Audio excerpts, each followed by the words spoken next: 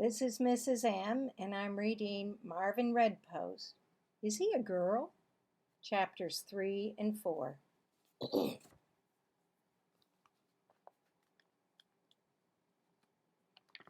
Chapter 3. Marvin wears a dress. Marvin got up. He checked himself all over. Whew, he was still a boy. Of course he was still a boy. He couldn't wait to tell Cassie. That would prove once and for all that she was weird. He climbed back into bed. No, he couldn't tell Cassie, he realized. Then she'd think he was weird for kissing his elbow. But he had done it. That was the main thing. There's nothing Marvin Redpost can't do, he thought. And he went to sleep. He dreamed he was playing baseball. The bases were loaded. 2 outs. Last inning. His team was losing by 3 runs. A home run could win the game. Good, Marvin's up, Nick said. Marvin will hit a home run. There's nothing Marvin Redpost can't do, Stewart said. It's his elbows, said Nick. He has the strongest elbows on the team. Marvin stepped up to the plate. The crowd was cheering, Marvin, Marvin, Marvin. Clarence was the pitcher. Clarence was the toughest kid in Marvin's class, maybe in the whole school. Marvin tapped the plate with his bat, and he raised it to his shoulder. Clarence spat in the dirt and glared at Marvin. Marvin waved the bat back and forth, and he was afraid of Clarence, but he tried not to show it. Suddenly, Clarence laughed. Everyone was laughing, too. The umpire spoke to Marvin. I'm sorry, young man, but you can't play. You're out of uniform. Huh? Said Marvin. He looked down at his clothes. He was wearing a dress.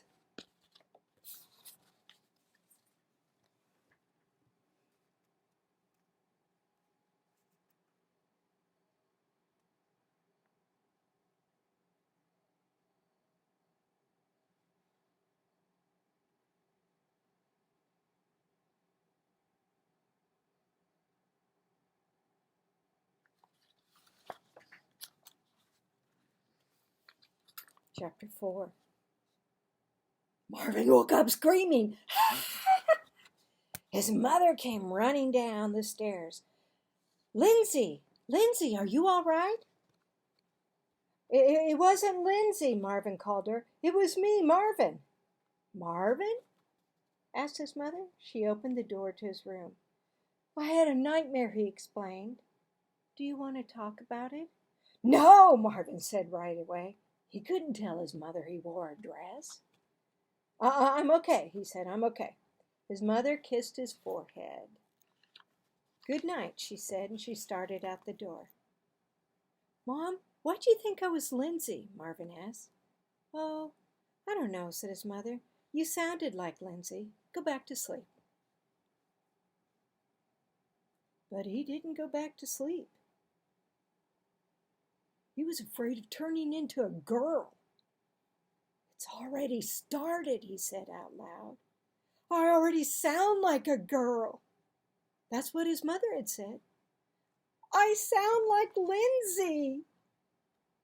He listened to his voice, the sound of his voice as he spoke, to see if it was true. Maybe. It was hard to tell. He spoke some more. Mary had a little lamb. Her fleece was white as snow. His voice did sound a little bit funny. Wait.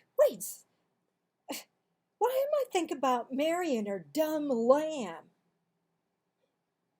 That's a girl poem. but his voice did sound different. He was sure of it. In school, his class had been learning about butterflies and moths. A caterpillar goes to sleep, and when it wakes up, it's a butterfly. He remembered Mrs. North had said, "No one knows exactly how a caterpillar turns into a butterfly." Now Marvin had the answer. Maybe it kisses its elbows.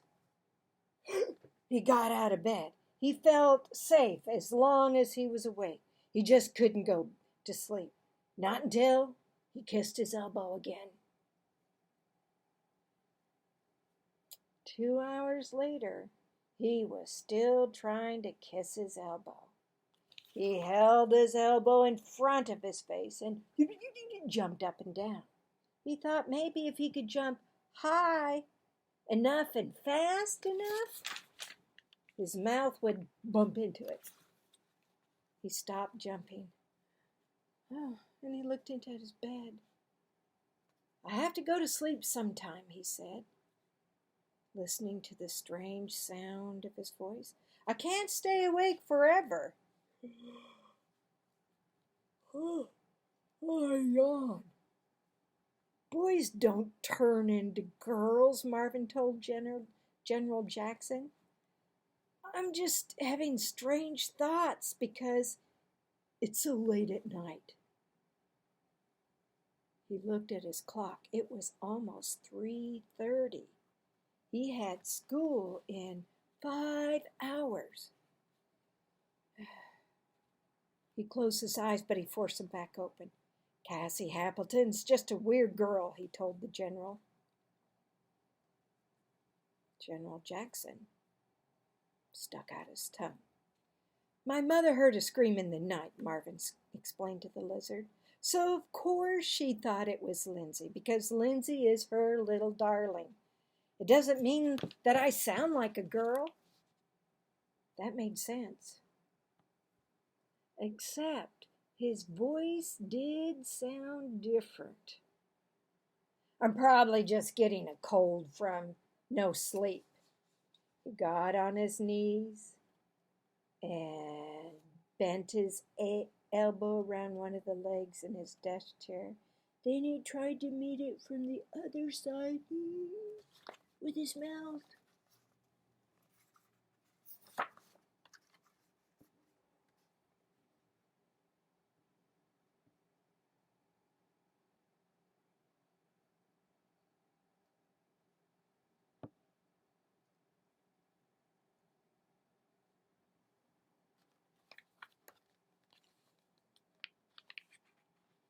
He tried another way.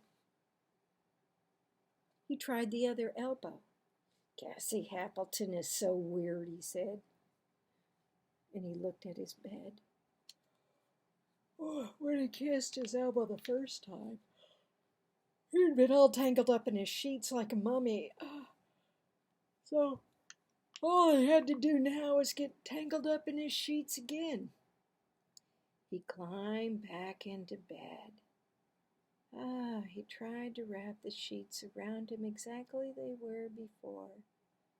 But the bed felt so good. The sheets so cozy. Oh, he hugged his soft pillow. He closed his eyes and he went to sleep. Just like a caterpillar in a